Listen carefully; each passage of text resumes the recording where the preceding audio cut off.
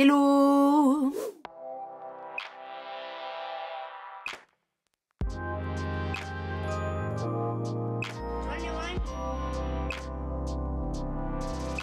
Aujourd'hui, nouvelle vidéo, alors super chill, super cocooning. Je me suis munie de mon petit matcha. Il est pas hyper beau là. Le matcha hyper à la mode en ce moment. Il y a Andy qui a sorti sa marque, on en voit de partout. Je suis devenue genre giga accro, je l'ai fait moi-même et tout. Comme vous l'avez vu sûrement dans le titre, on se retrouve pour une FAQ, une foire aux questions, pour fêter les 1 an de la chaîne. Ça fait 1 an, alors déjà 1 an, ou seulement 1 an, je sais pas, que cette chaîne existe. Franchement, c'est un truc de ouf. Si vous avez vu la vidéo de la semaine dernière, vous avez vu que j'ai une nouvelle caméra. Ça y est, on se professionnalise. Et encore mieux aujourd'hui pour fêter les 1 an de cette chaîne. Est-ce que vous entendez ou pas? Un nouveau micro. J'ai un micro, enfin même pas un nouveau micro, j'ai un micro tout court. Je n'avais toujours pas de micro jusqu'à maintenant. Dans certaines vidéos, il y en a beaucoup qui me disaient achète un micro, achète un micro. Ça y est, c'est chose faite, j'ai un micro. Dites-moi si vous entendez la différence, si le son est bien ou quoi. Je suis trop contente de pouvoir enfin vous présenter une image qualitative ainsi qu'un son qualitatif. Enfin j'espère parce que là, je n'entends pas encore, je verrai au montage.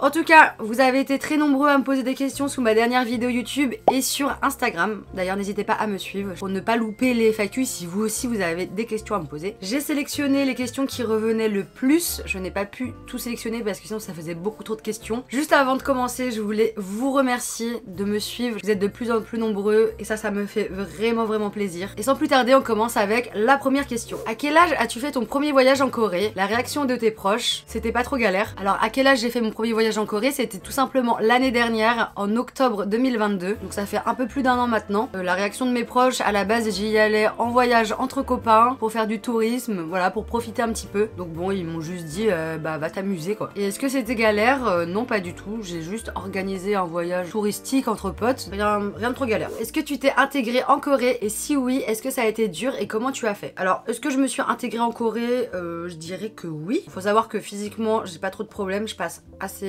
facilement dans la société. Il y a mon copain qui est coréen qui m'a énormément aidé à trouver un appartement, ce genre de choses. Le seul bémol, c'est que voilà, pour l'instant, je parle pas la langue et ça c'est vraiment le facteur numéro 1 pour s'intégrer. Donc une fois que je parlerai bien, ça sera comme si de rien n'était. Est-ce que tu comptes faire des lives IRL un jour? C'est pas prévu que j'ouvre une chaîne Twitch. Dites-le moi si vraiment ça vous intéresse, peut-être que je pourrais y songer. Je sais pas trop ce que je peux faire vraiment. Ce serait beaucoup de just chatting ou des trucs comme ça. À voir, franchement à voir. Comment t'organises-tu pour faire une vidéo et combien de temps ça te prend? Alors ça dépend. Pour les vlogs, c'est souvent le week-end où je fais des trucs un petit peu plus intéressants ou quoi. Donc je vais souvent filmer le week-end. Après j'ai toute la semaine pour monter la vidéo, pour vous la sortir le vendredi. Si c'est une vidéo thématique, souvent le week-end je fais mes recherches. Le lundi je tourne et de mardi à jeudi je la monte. Ensuite le vendredi souvent je le consacre pour faire la miniature, les dernières vérifications, l'export, etc. Et voilà comment je m'organise pour vous sortir une vidéo par semaine. À un moment j'avoue j'hésitais à passer à 2 par semaine, mais je pense que le rythme serait vraiment trop compliqué à tenir. Quelles sont les choses les plus importantes que tu as appris dans la vie jusqu'à présent? Question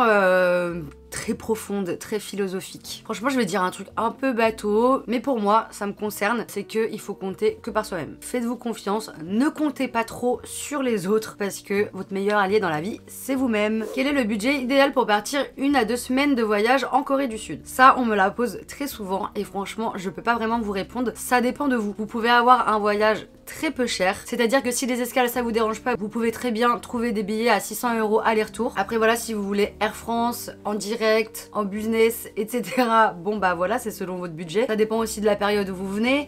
Tout ce qui va être logement, ça dépend de vous. Vous pouvez trouver une guest house entre 15 et 20 € la nuit. Ça veut dire que souvent vous allez avoir des parties communes que vous allez partager avec d'autres gens, que ce soit le salon, la salle de bain, les toilettes, ou si ça vous dérange pas d'être dans un truc tout petit, vous avez ce qu'on appelle les Goshiwon. Donc ça c'est vraiment très peu cher. Mais si vous voulez un grand Airbnb, une grande chambre d'hôtel, etc. Bon bah voilà, ça va plus être autour de 50 € la nuit, voire plus. Donc en fait ça dépend vraiment, c'est vraiment tout à chacun. Pareil au niveau des dépenses sur place, si vous voulez vous faire des bêtes de resto ou quoi, bon bah voilà, évidemment ça va être plus cher.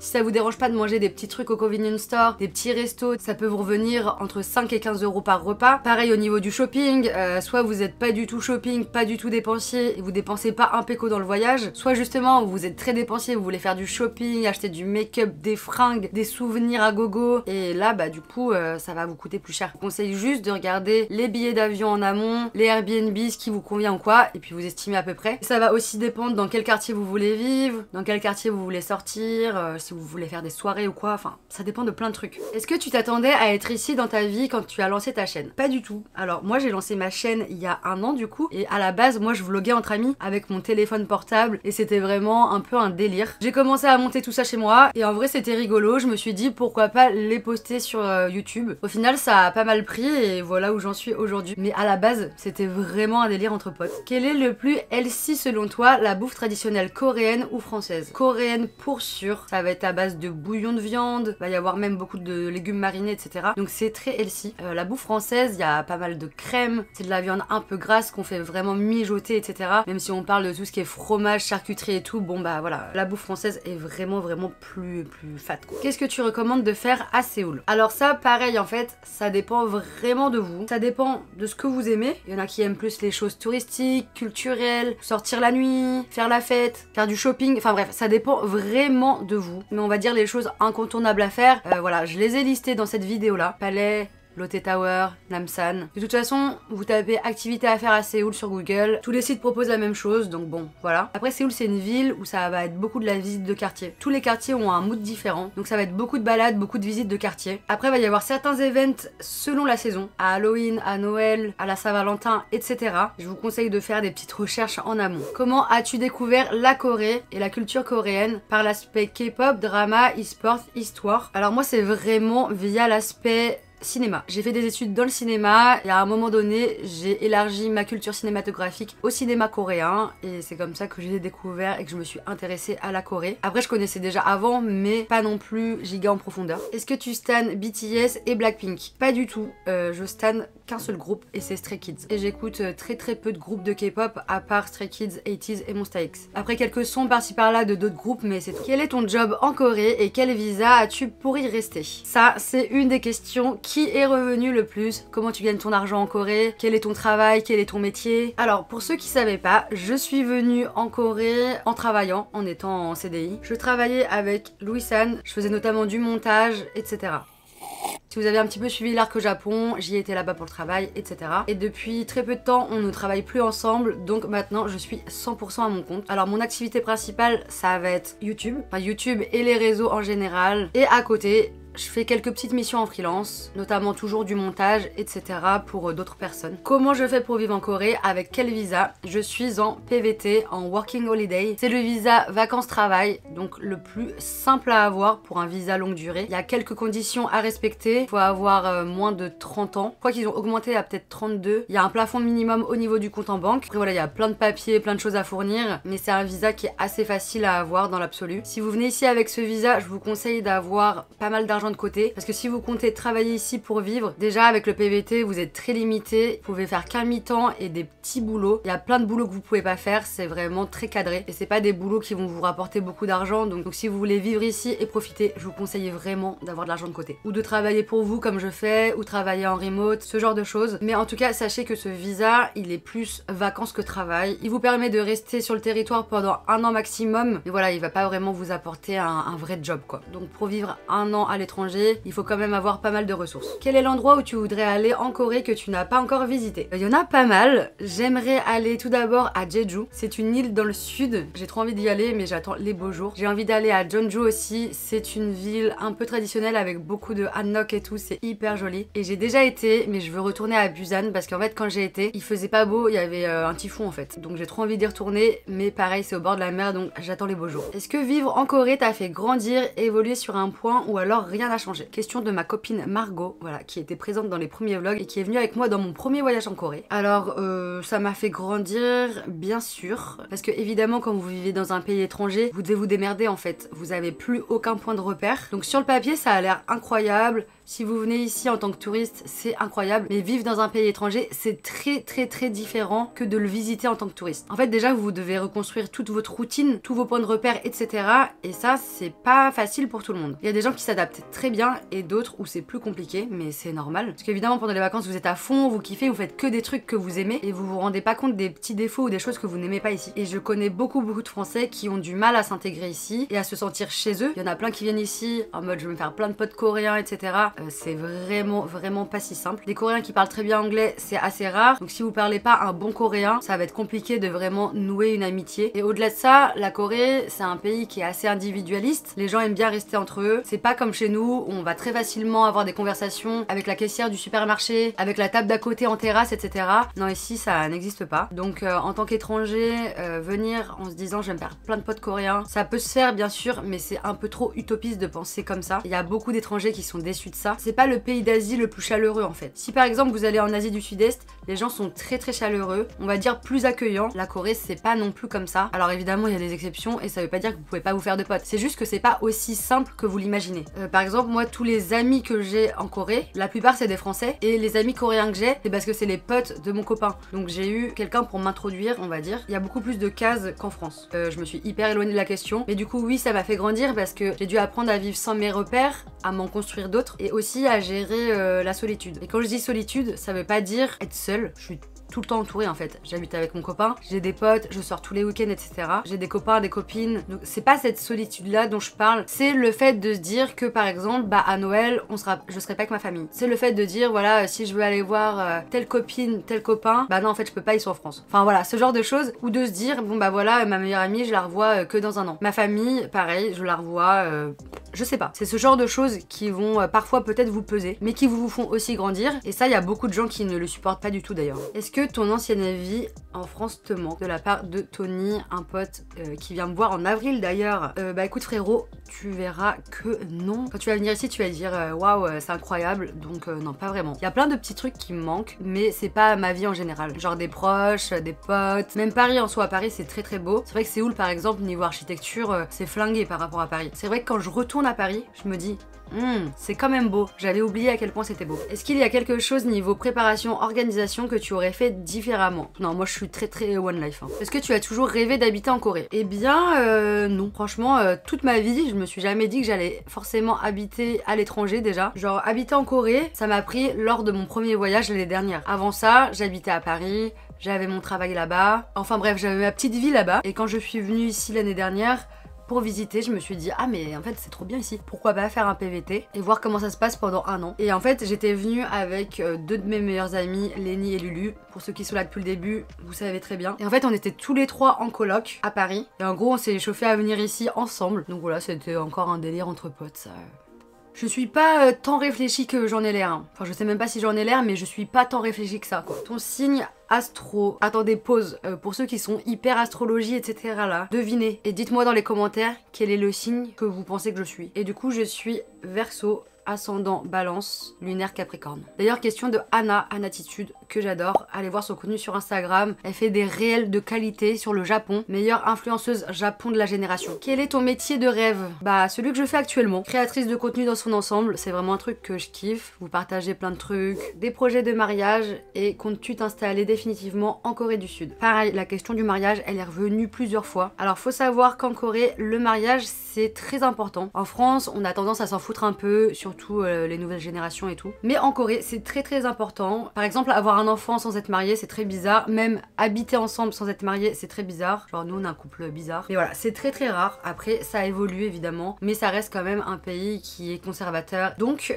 évidemment qu'on a déjà parlé mariage avec mon copain. On en a même parlé très vite. Et du coup, ça rejoint la deuxième question. Tu vas t'installer définitivement en Corée du Sud. Puis en fait, il se voit pas du tout travailler à l'étranger parce que ses études portent vraiment sur la Corée en fait. C'est dans un domaine propre à la Corée. Pour lui, c'est compliqué de travailler à l'étranger. Donc oui, on compte rester en Corée et s'installer en Corée. En tout cas, pour un bon moment. Et évidemment, pour rester en Corée, le plus simple, ça va être de passer par la case mariage à un moment ou à un autre. Donc attention, je me marie pas juste pour pouvoir rester en Corée. C'est juste que voilà, si on veut rester ensemble ici, bah c'est juste le plus simple à un moment ou à un autre. Sachant qu'en plus, le mariage est important ici, ça va de soi. Ah oui, d'ailleurs, il y a plein de gens qui me disent ouais, mais t'es jeune et tout, machin. Je suis pas pas si jeune, hein. Je parais jeune, mais je suis pas si jeune. Je suis dans des âges tout à fait classiques, disons, pour se marier. On y pense et ça devrait se faire si tout va bien et si on reste ensemble, évidemment. Est-ce que c'est dur de trouver un travail en Corée? Si vous parlez de travail qui va vous permettre d'avoir un visa travail pour pouvoir rester en Corée, c'est beaucoup plus compliqué. Si vous voulez avoir un visa travail, il faut qu'une entreprise sponsorise votre visa. C'est pas juste l'État qui vous donne un visa travail comme ça. Des entreprises qui vont vous accepter en tant qu'étranger dans leur entreprise, c'est pas le plus simple à trouver et qui en plus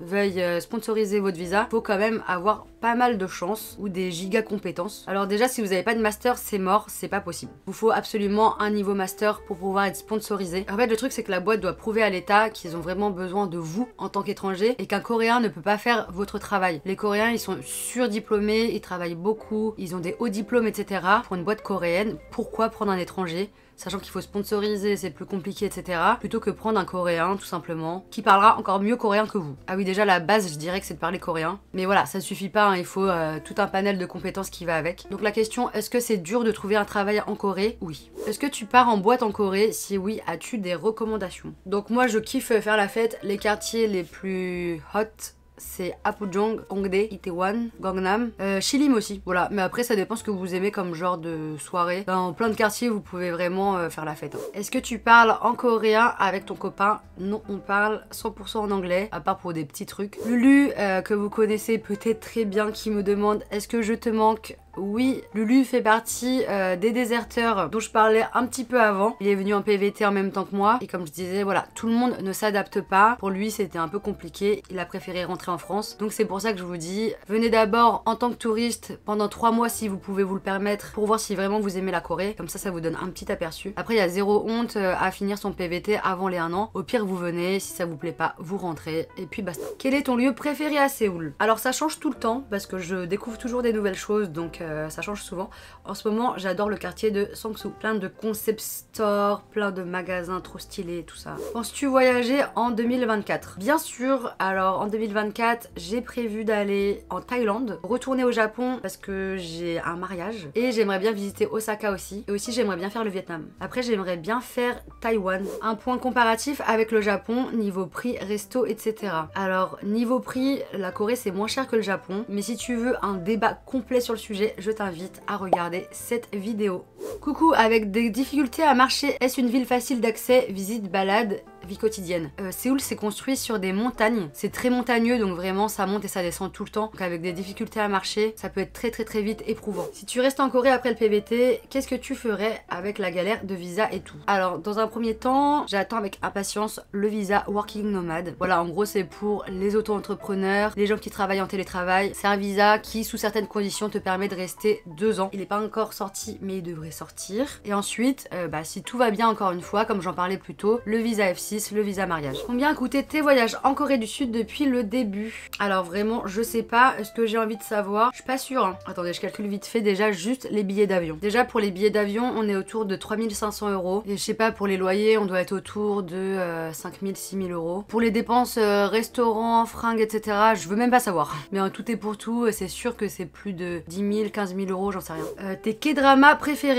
Alors peut-être que je vais vous décevoir, mais je n'en ai pas. Je regarde pas énormément de dramas. Si on compte toutes les séries coréennes en général dans les dramas, ça serait Stranger from Hell, mais c'est genre un thriller. Et j'ai adoré. C'est difficile pour une taille 40-42 en France de s'habiller en Corée. Très honnêtement oui, parce qu'il y a énormément de petites boutiques qui font du free size. Donc c'est taille unique. Donc voilà, taille unique, voilà, en général c'est assez petit, hein, vraiment c'est assez petit. Après ça dépend de ton style, si t'aimes bien le côté un peu oversize et tout, tu peux t'habiller chez les mecs. Et là ça va être large. Après tu vas avoir toutes les marques, on va dire américaines, Nike, etc. Même des marques coréennes genre Mahagrid. Enfin il y a beaucoup de marques qui vont faire des tailles normales, S, M, L, XL. Mais si tu parles des petites boutiques un petit peu à la coréenne, là c'est souvent des trucs taille unique et ouais c'est un peu petit. Quelle est la vidéo qui t'a demandé plus de joie à partager avec nous? Bravo encore à toi, je t'adore, bisous depuis Lille. Bisous Anaïs. Franchement mes vidéos préférées c'est les premières parce que c'est voilà, c'était les toutes premières vidéos, ça me rappelle mes premiers voyages, mes premiers instants avec mes potes et tout. Très nostalgique.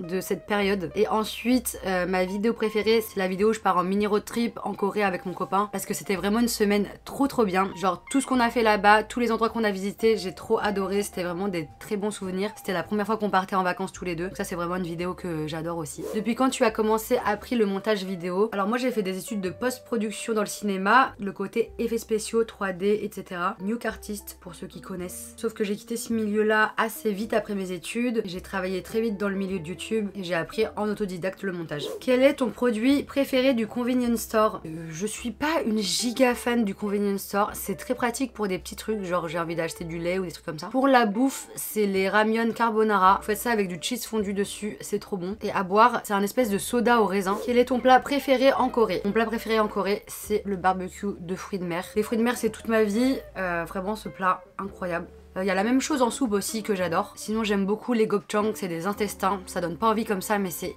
hyper bon. Et sinon en termes de plat on va dire plus simple, c'est le sundaekook. Et voilà, c'était la dernière question de cette FAQ. Merci à tous ceux qui m'ont posé des questions sur Instagram ou sur YouTube. J'espère avoir répondu au plus de questions possibles. Si jamais je n'ai pas répondu à votre question et que vraiment ça vous tient à cœur, n'hésitez pas à m'envoyer un DM sur Instagram. Je vous répondrai avec plaisir. Donc voilà, joyeux anniversaire à cette chaîne, les tout premiers 1 an. Je suis hyper contente de l'évolution et j'espère que ça va continuer ainsi. Merci à vous de me suivre toutes les semaines. C'est pour ça que vraiment j'ai tout le temps la motivation de vous filmer du contenu, de vous partager des choses. N'hésitez pas à me suivre sur Instagram, je poste ma vie quotidienne, je poste tous les jours. N'hésite pas à t'abonner à la chaîne et d'activer la cloche de notification. Et si t'as aimé cette vidéo, n'hésite pas à mettre un petit pouce en l'air et un commentaire. Je vous dis à la semaine prochaine, je vous fais des gros bisous, prenez soin de vous, bye!